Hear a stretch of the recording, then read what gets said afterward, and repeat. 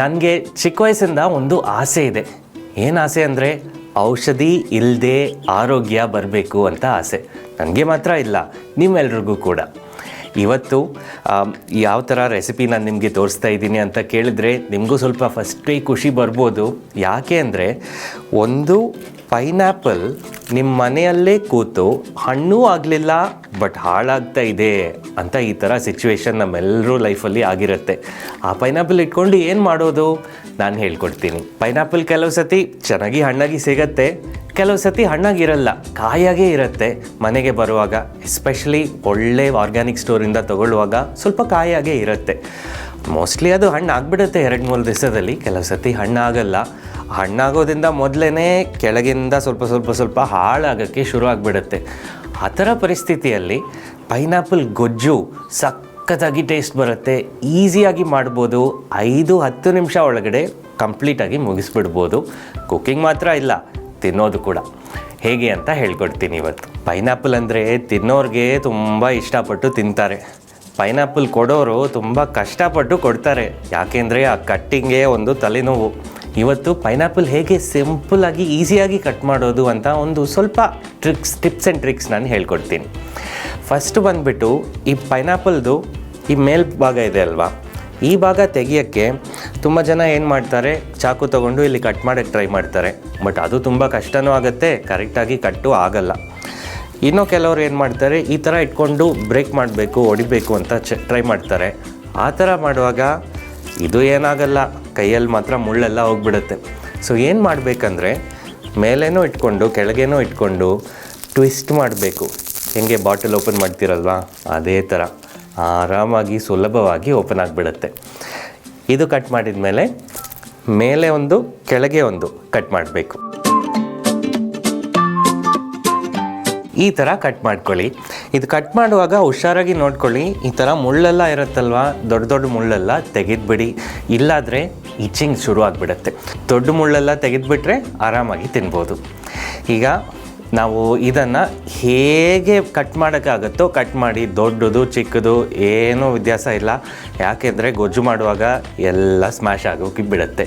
So ದೊಡ್ಡದಾಗಿ ಬೇಗ cut ಮಾಡಿ ಮುಗಿಸ್ಬಿಡ್ಬೋದು.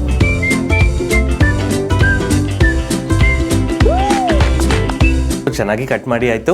ನೆಕ್ಸ್ಟು ಗೊಜ್ಜು ಶುರು ಮಾಡೋಣ. ಫಸ್ಟಾಗಿ ನಾನು ಈ ಕ್ಲೇ ಕಡಾಯಿ ಯೂಸ್ ಮಾಡ್ತಾಯಿದ್ದೀನಿ, ಮಣ್ಣು ಪಾತ್ರೆ. ಯಾಕೆ ಅಂದರೆ ಸ್ಟೀಲು ಯೂಸ್ ಮಾಡ್ಬೋದು, ಏನು ತಪ್ಪಿಲ್ಲ. ಆದರೆ ಮಣ್ಣಲ್ಲಿ ಒಂದು ಒಳ್ಳೆ ಅಡ್ವಾಂಟೇಜ್ ಇದೆ. ಬಿಕಾಸ್ ಇದು oil free dish. Oil free, ಎಣ್ಣೆ ಇಲ್ಲದೆ ಕುಕ್ ಮಾಡಿದಾಗ ಏನಾಗುತ್ತೆ, ಸ್ಟೀಲ್ ಪಾತ್ರೆ ಅಲ್ಲಿ ಅಂದರೆ ಈಸಿಯಾಗಿ ಬರ್ನ್ ಆಗಿಬಿಡುತ್ತೆ. ಬಟ್ ಮಣ್ಣು ಪಾತ್ರೆಯಲ್ಲಿ ಈಸಿಯಾಗಿ ಬರ್ನೇ ಆಗಲ್ಲ. ಆರಾಮಾಗಿ ನೀಟಾಗಿ ಸ್ಮೂತಾಗಿ ಕುಕ್ ಮಾಡಿಕೊಡುತ್ತೆ. ಅದರಿಂದ ಇವತ್ತು ಈ ಗೊಜ್ಜಿಗೆ ಕ್ಲೇ ಪಾಟ್ ಯೂಸ್ ಮಾಡ್ತಾಯಿದ್ದೀನಿ. ಯಾವಾಗಲೂ ಜ್ಞಾಪಕ ಇಟ್ಕೊಳ್ಳಿ, ಮಡ್ ಪಾಟ್ ಯೂಸ್ ಮಾಡುವಾಗ ಫಸ್ಟು ನೀರು ಹಾಕಿಬಿಡಬೇಕು. ನೀರಿಲ್ಲದೆ ಡ್ರೈ ಆಗಿ ಬಿಸಿ ಮಾಡಿದರೆ ಫಟ್ ಅಂತ ಒಡೆದೋಗ್ಬಿಡುತ್ತೆ. ಅದರಿಂದ ಫಸ್ಟು ನೀರು ಹಾಕಬೇಕು, ಮತ್ತು ಸ್ಟವ್ ಆನ್ ಮಾಡ್ಬೋದು. ಈಗ ಸ್ವಲ್ಪ ನೀರು ಹಾಕಿದ್ದೀನಿ, ಇನ್ನೊಂದು ಲೋಟನೂ ಹಾಕಿಬಿಡ್ತೀನಿ. ಯಾಕೆಂದರೆ ಗೊಜ್ಜು ಬಂದುಬಿಟ್ಟು ಲಿಕ್ವಿಡ್ ಡಿಶ್ಶು. ಸೊ ಸ್ವಲ್ಪ ನೀರು ಜಾಸ್ತಿ ಇದ್ದರೂ ಏನು ತೊಂದರೆ ಇಲ್ಲ.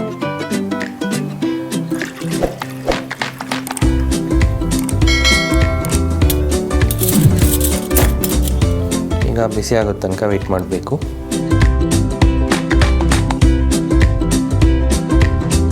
ನೀರು ಕುದಿ ಬಂದ್ಬಿಟ್ಟಿದೆ. ಈಗ ಪೈನಾಪಲ್ ಒಳಗಡೆ ಹಾಕ್ಬೋದು.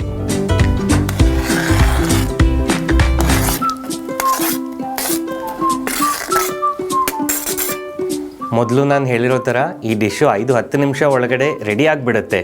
ಯಾಕೆ ಅಂದರೆ ಪೈನಾಪಲ್ ಆಲ್ರೆಡಿ ಹಣ್ಣು, ಕಾಯಾಗಿದ್ದರೆ ಕೂಡ ಬೇಗ ಕುಕ್ ಆಗೋಗ್ಬಿಡುತ್ತೆ. ಅದರಿಂದ ಮಸಾಲೆ ಎಲ್ಲ ಬೇಗ ಹಾಕಿ ಮುಗಿಸ್ಬಿಡ್ಬೋದು. ಫಸ್ಟು ನಾವು ಅರಿಶಿನ ಪುಡಿ ಹಾಕೋಣ. ನೆಕ್ಸ್ಟು ಒಣಮೆಣಸಿನ್ಕಾಯಿ ಹಾಕ್ಕೊಳ್ಳೋಣ. ಎಷ್ಟು ಹಾಕ್ತಾಯಿದ್ದೀನಿ ಅಂತ ಯೋಚನೆ ಮಾಡ್ತೀರಿ. ಆದರೆ ಈ ಪೈನಾಪಲ್ ಸಿಹಿ ಬರುತ್ತಲ್ವ, ಅದು ಬ್ಯಾಲೆನ್ಸ್ ಮಾಡೋಕ್ಕೆ ಸ್ವಲ್ಪ ಖಾರ ಇದ್ದರೆ ಚೆನ್ನಾಗಿರುತ್ತೆ. ಅದರಿಂದ ನಾನು 5 ಹಾಕ್ತಾಯಿದ್ದೀನಿ. ಈಗ ಇದು ಬೇಯ್ತಾ ಇರಲಿ.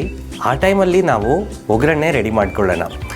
ಈ ಒಗ್ಗರಣೆ ಕೂಡ ಸ್ವಲ್ಪ ಸ್ಪೆಷಲ್. ಏನು ಸ್ಪೆಷಲ್ ಅಂದರೆ ಎಣ್ಣೆ ಇಲ್ಲದೆ ಇರುವ ಒಗ್ಗರಣೆ, ಆಯಿಲ್ ಫ್ರೀ ತಡ್ಕ. ಈ ಒಗ್ಗರಣೆ ಎಣ್ಣೆ ಇಲ್ಲದೆ ಹೇಗೆ ಮಾಡೋದು? ಆ್ಯಕ್ಚುಲಿ ತುಂಬ ಸಿಂಪಲ್. ಮನೆಯಲ್ಲಿ ಒಂದು ದಿವಸ ಎಣ್ಣೆ ಇಲ್ಲ ಅಂತ ಇಟ್ಕೊಳ್ಳಿ. ಹೇಗೆ ಮಾಡ್ತೀರಿ ಒಗ್ಗರಣೆ? ಅದೇ ಥರ ಇವತ್ತು ಮಾಡೋಣ. ಅದೇ ಪಾತ್ರೆ ತೊಗೊಂಡು ಸ್ಟವ್ ಮೇಲೆ ಇಟ್ಬಿಟ್ಟು ಆನ್ ಮಾಡಿಬಿಟ್ಟು ಒಂದೊಂದಾಗಿ ಐಟಮ್ಸ್ ಹಾಕೋಣ. ಪಟ್ ಪಟ್ ಅಂತ ಸೌಂಡು ಬಂದೇ ಬರುತ್ತೆ, ಏನೂ ತೊಂದರೆ ಇಲ್ಲ. ಯಾಕೆಂದರೆ ಎಣ್ಣೆಯಿಂದ ಪಟ್ ಪಟ್ ಆಗ್ತಾ ಇಲ್ಲ, ಬಿಸಿ ಹೀಟಿಂದ ಪಟ್ ಪಟ್ ಆಗುತ್ತೆ. ಸೊ ಅದೇ ಥರ ಬರುತ್ತೆ. ಈಗ ತೋರಿಸ್ತೀನಿ ನೋಡಿ. ಎಣ್ಣೆ ಹಾಕಿ ಮಾಡಿದಾಗ ಫಸ್ಟು ಎಣ್ಣೆ ಹಾಕಿದ ಮೇಲೆ ಸಾಸಿವೆ ಹಾಕ್ತೀವಿ, ಮತ್ತು ಲಾಸ್ಟಲ್ಲೇ ಉದ್ದಿನಬೇಳೆ ಹಾಕ್ತೀವಿ. ಆದರೆ ಈ ಸತಿ ಉಲ್ಟಾ ಮಾಡ್ತಾಯಿದ್ದೀವಿ. ಯಾಕೆ ಅಂದರೆ ಡ್ರೈ ಆಗಿರುವಾಗ ಸ್ವಲ್ಪ ಟೈಮ್ ಜಾಸ್ತಿ ತೊಗೊಳ್ಳೋ ವಿಷಯ ಫಸ್ಟ್ ಹಾಕಬೇಕು, ಮತ್ತು ಸಾಸಿವೆ ಲಾಸ್ಟಲ್ಲಿ ಹಾಕಿದ ತಕ್ಷಣ ಪಟ್ ಪಟ್ ಅಂತ ಬಂದುಬಿಡುತ್ತೆ.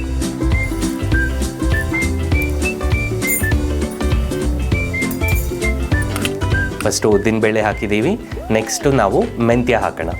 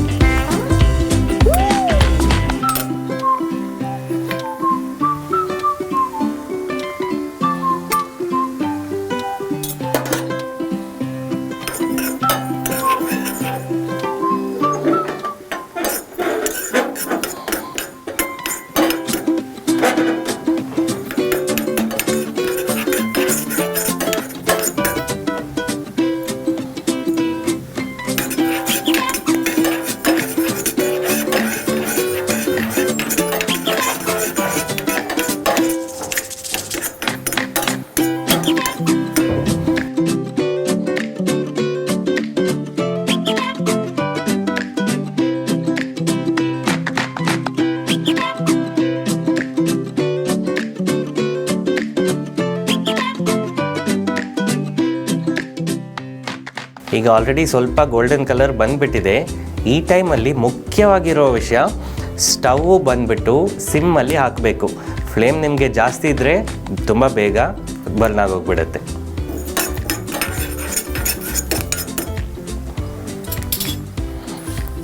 ಈಗ ಎಳ್ಳು,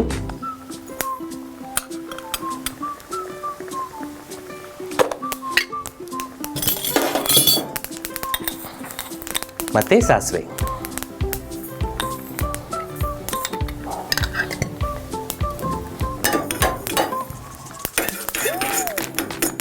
ನೋಡಿ ಎಷ್ಟು ಚೆನ್ನಾಗಿ ಪಟ್ ಪಟ್ ಪಟ್ ಅಂತ ಬರ್ತಾ ಇದೆ. ಅಷ್ಟೇ, ಸಿಂಪಲ್. ಒಗ್ಗರಣೆ ಫಿನಿಶ್ಡ್.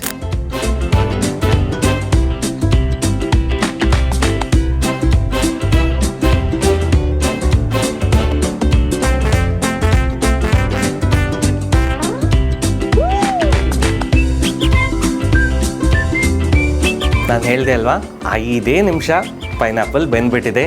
ಪೈನಾಪಲ್ ಗೊಜ್ಜು ಅಷ್ಟೇನಾ ಅಂತ ಅಂದ್ಕೊಂಡಿದ್ದೀರಿ, ಆದರೆ ಅಷ್ಟೇ ಇಲ್ಲ. ಇನ್ನೊಂದು 2 ಮುಖ್ಯವಾಗಿರೋ ಸ್ಟೆಪ್ಸ್ ಇದೆ. ಫಸ್ಟ್ ಸ್ಟೆಪ್ ಬಂದುಬಿಟ್ಟು ಇದಕ್ಕೆ ಹೆಸರು ಡೇಟ್ ಶುಗರ್ ಅಥವಾ ಡ್ರೈ ಡೇಟ್ಸ್ ಪೌಡರ್ ಅಂತಲೂ ಹೇಳ್ತಾರೆ. ನಾನು ಸಂಪೂರ್ಣ ಆಹಾರ ವೆಬ್ಸೈಟಿಂದ ಇದು ತಂದಿದ್ದೀನಿ. ನೀವು ಯಾವ ವೆಬ್ಸೈಟು, ಯಾವ ಪಕ್ಕದಲ್ಲಿರೋ ಅಂಗಡಿ ಬೇಕಾದರೂ ತರ್ಬೋದು, ತುಂಬ ಕಡೆ ಸಿಗುತ್ತೆ. ಬರೀ ನಿಮ್ಮ ಖರ್ಜೂರ ಗೊತ್ತಲ್ವಾ, ಖರ್ಜೂರ ಡ್ರೈ ಆಗಿರುತ್ತಲ್ವ ಕೆಲವು ವೆರೈಟಿ, ಆ ವೆರೈಟಿ ತೊಗೊಂಡು ಫೈನಾಗಿ ಪುಡಿ ಮಾಡಿದ್ದಾರೆ ಅಷ್ಟೇ, ಬೇರೆ ಏನಿಲ್ಲ ಇದರಲ್ಲಿ. ಇದು ಸಕ್ಕರೆ ಮತ್ತು ಬೆಲ್ಲ ಜಾಗದಲ್ಲಿ ಈ ಡ್ರೈ ಡೇಟ್ಸ್ ಪೌಡರ್ ಹಾಕ್ತಾಯಿದ್ದೀವಿ. ಇದಕ್ಕೆ ತುಂಬ ಜನ ಹೇಳ್ತಾರೆ ಸಕ್ಕರೆ ಇಲ್ಲ ಅಂದರೆ ಬೆಲ್ಲ ಯೂಸ್ ಮಾಡ್ಬೋದಲ್ವಾ, ಆದರೆ ದಯವಿಟ್ಟು ನೀವು ಅರ್ಥ ಮಾಡ್ಕೊಳ್ಳಿ, ನಿಮ್ಮ ಅಮ್ಮಗೂ ಅಜ್ಜಿಗೂ ಹೇಳಿ, ಸಕ್ಕರೆ ಜಾಗದಲ್ಲಿ ಬೆಲ್ಲ ಆಲ್ಟರ್ನೇಟಿವ್ ಇಲ್ಲ. ಯಾಕೆ ಅಂದರೆ ಸಕ್ಕರೆ, ಬೆಲ್ಲ, ಜೇನುತುಪ್ಪ ಇವೆಲ್ಲ ಕೂಡ ಫೈಬರ್ ಇಲ್ಲ ಇದರಲ್ಲಿ. ಅದರಿಂದ ಇದು ತಿನ್ನುವಾಗ ಶುಗರ್ ಲೆವೆಲ್ಸ್ ಜಾಸ್ತಿ ಆಗ್ತಾ ಹೋಗುತ್ತೆ ರಕ್ತದಲ್ಲಿ. ಎಸ್ಪೆಷಲಿ ಡಯಾಬಿಟಿಸ್ ಇರೋರು, ವೆಯ್ಟ್ ಕಡಿಮೆ ಮಾಡಬೇಕು ಅಂತಿರೋರು, ಅವ್ರಿಗೆಲ್ಲ ಸಕ್ಕರೆ, ಬೆಲ್ಲ, ಜೇನುತುಪ್ಪ ಇವೆಲ್ಲ ಅಷ್ಟು ಒಳ್ಳೆಯದಿಲ್ಲ. ಅದರಿಂದ ಇವತ್ತು ಈ ಗೊಜ್ಜಲ್ಲಿ ಹೆಲ್ತಿಯಾಗಿ ಇರೋಕ್ಕೆ ಈ ಡೇಟ್ ಶುಗರ್ ಉಪಯೋಗಿಸ್ತಾ ಇದ್ದೀವಿ. ಇದು ಯಾವ ಥರ ಇರುತ್ತೆ ಅಂದರೆ, ಒಂದು ಆಫ್ ವೈಟ್ ಕಲರ್, ಜಸ್ಟ್ ಒಂದು ಪೌಡರ್ ಥರ ಇರುತ್ತೆ. ಸಕ್ಕರೆ ಥರನೇ ಸ್ಮೂತಾಗಿ ಒಂದು ಪುಡಿ, ಜಸ್ಟ್ ಸ್ಪೂನಲ್ಲಿ ತೊಗೊಂಡು ಹಾಕೋದು ಅಷ್ಟೇ, ತುಂಬ ಸಿಂಪಲ್. ಈಗ ಇದು ಹಾಕೋಣ.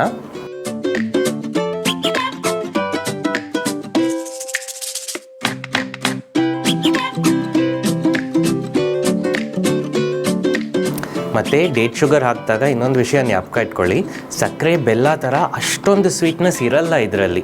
ಸೊ ನೀವು ಮಾಮೂಲವಾಗಿ 1 ಸ್ಪೂನ್ ಬೆಲ್ಲ ಹಾಕ್ತಾಯಿದ್ದೀರಿ ಅಥವಾ 1 ಸ್ಪೂನ್ ಸಕ್ಕರೆ ಹಾಕ್ತಾಯಿದ್ದೀರಿ ಅಂದರೆ 1.5 ಸ್ಪೂನ್ 1-2 ಸ್ಪೂನ್ ಹಾಕ್ಬೋದು ಇದು. ಮತ್ತು ಎರಡನೇ ವಿಷಯ, ಆಲ್ಮಂಡ್ ಬಟರ್ ಏನು ತುಂಬ ಸಿಂಪಲ್. ನಿಮ್ಮ ಬಾದಾಮಿ ಇದೆ ಅಲ್ವಾ, ಅದು ಮಿಕ್ಸಿಯಲ್ಲಿ ಹಾಕಿಬಿಟ್ಟು ರುಬ್ಬಿದ್ರೆ ಏನಾಗುತ್ತೆ, ಪುಡಿ ಆಗುತ್ತೆ. ಅದೇ ಪುಡಿಯನ್ನು ಇನ್ನೂ ಸ್ವಲ್ಪ ರುಬ್ತಾ ಇದ್ದರೆ ಆಲ್ಮಂಡ್ ಬಟರ್ ಆಗಿ ಆಗೋಗ್ಬಿಡುತ್ತೆ. ಅದೇನು ಕಂಟಿನ್ಯೂಸ್ ಆಗಿ ರುಬ್ಬಾರ್ದು, ಇಲ್ಲ ಆಲ್ಮಂಡ್ ಬಟರ್ ಆಗಲ್ಲ, ಮಿಕ್ಸಿ ಹೊಡೆದೋಗ್ಬಿಡುತ್ತೆ. ಮತ್ತು ನನ್ನ ಮೇಲೆ ಹೇಳಬೇಡಿ, ಒಂದು ಅರ್ಧ ನಿಮಿಷ ಬ್ರೇಕ್ ಕೊಟ್ಟು ಮಾಡಿ, ಆವಾಗ ನೀಟಾಗಿರುತ್ತೆ. ನಾನು ಈ ಆಲ್ಮಂಡ್ ಬಟರ್ ಸಂಪೂರ್ಣ ಆಹಾರ ವೆಬ್ಸೈಟಿಂದ ತಂದಿದ್ದೀನಿ. ನೀವು ಅಲ್ಲಿಂದನೂ ತರ್ಬೋದು, ಮನೆಯಲ್ಲೂ ಮಾಡ್ಬೋದು. ತುಂಬ ಸಿಂಪಲ್.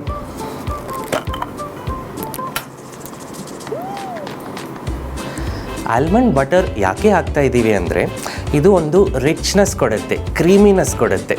ಮತ್ತು ಎಣ್ಣೆ ಪದಾರ್ಥ ನಾವು ಹಾಕಲಿಲ್ಲ ಅಲ್ವಾ, ಎಣ್ಣೆ ಹಾಕಲಿಲ್ಲ, ಇದರಲ್ಲಿ ಇರುವ ನ್ಯಾಚುರಲ್ ಎಣ್ಣೆ ಪದಾರ್ಥ ಗೊಜ್ಜುಗೆ ಬರುತ್ತೆ. ಈಗ ಹಾಕುವಾಗ ಮಿಕ್ಸ್ ಮಾಡುವಾಗ ಕಲರ್ ಚೇಂಜ್ ಆಗುತ್ತೆ. ಆ ಕಲರ್ ಚೇಂಜ್ ನೋಡಿ ನಿಮಗೇನೆ ಗೊತ್ತಾಗುತ್ತೆ.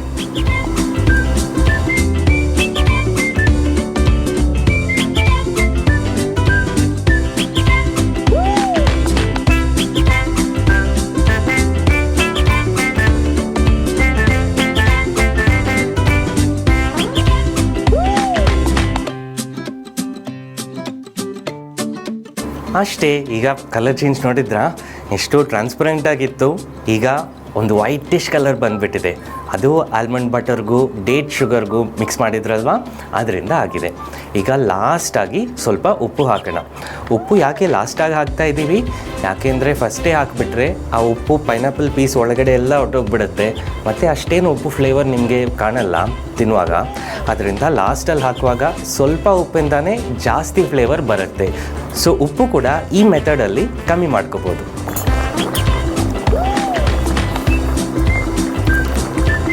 ಫಿನಿಶಿಂಗ್ ಟಚ್ಗೆ ಕರಿಬೇವಿನ ಸೊಪ್ಪು.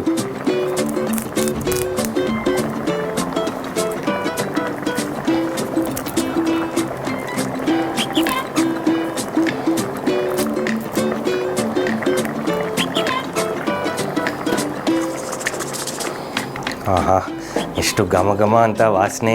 ಈ ರೆಸಿಪಿ ವಿಡಿಯೋ ಮಾಡುವಾಗೆಲ್ಲ ಇದೇ ಪ್ರಾಬ್ಲಮ್, ಒಳ್ಳೆ ವಾಸನೆಗಳು ಬರುತ್ತೆ, ಲಾಸ್ಟ್ ತನಕ ತಿನ್ನೋಕ್ಕಾಗಲ್ಲ.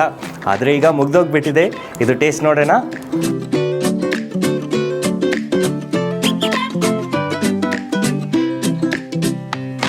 ಈ ಮಣ್ಣಿನ ಪಾತ್ರೆಯಲ್ಲಿ ಮಾಡಿರುವ ಪೈನಾಪಲ್ ಗೊಜ್ಜು sugar free, oil free. Smell ಬಂತು ಚೆನ್ನಾಗಿದೆ, ಟೇಸ್ಟ್ ಬಂತು. ಕೇಳೋಣ ಹೇಗಿದೆ ಅಂತ, ಟೇಸ್ಟ್ ಮಾಡಿಬಿಟ್ಟು ಹೇಳಿ.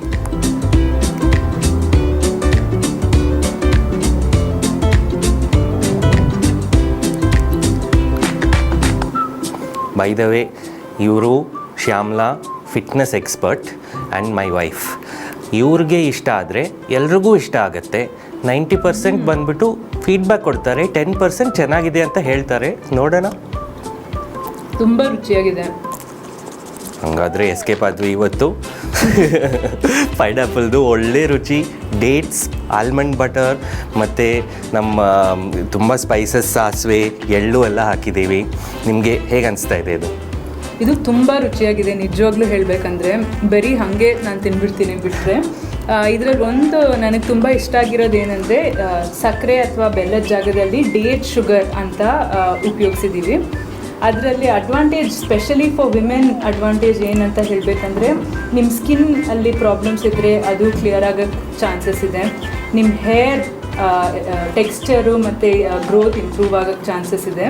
ಆ್ಯಂಡ್ ಅದರಲ್ಲಿ ಡೇಟ್ಸಲ್ಲಿ, ಖರ್ಜೂರದಲ್ಲಿರೋ ಅಷ್ಟು ನ್ಯೂಟ್ರಿಷನಲ್ ಬೆನಿಫಿಟ್ಸು ನಿಮಗೆ ಈ ಡೇಟ್ ಶುಗರಲ್ಲಿ ಸಿಗುತ್ತೆ.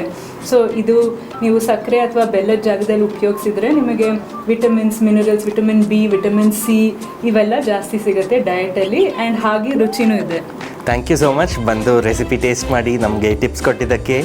ನಿಮಗೂ ಈ ಪೈನಾಪಲ್ ಗೊಜ್ಜು ಮನೆಯಲ್ಲಿ ಟ್ರೈ ಮಾಡಿಬಿಟ್ಟು ನಿಮ್ಮ ವೈಫ್ಗೆ ಕೊಡಿ ಅಥವಾ ನಿಮ್ಮ ಫ್ಯಾಮಿಲಿ ಮೆಂಬರ್ಸ್ಗೆ ಕೊಡಿ.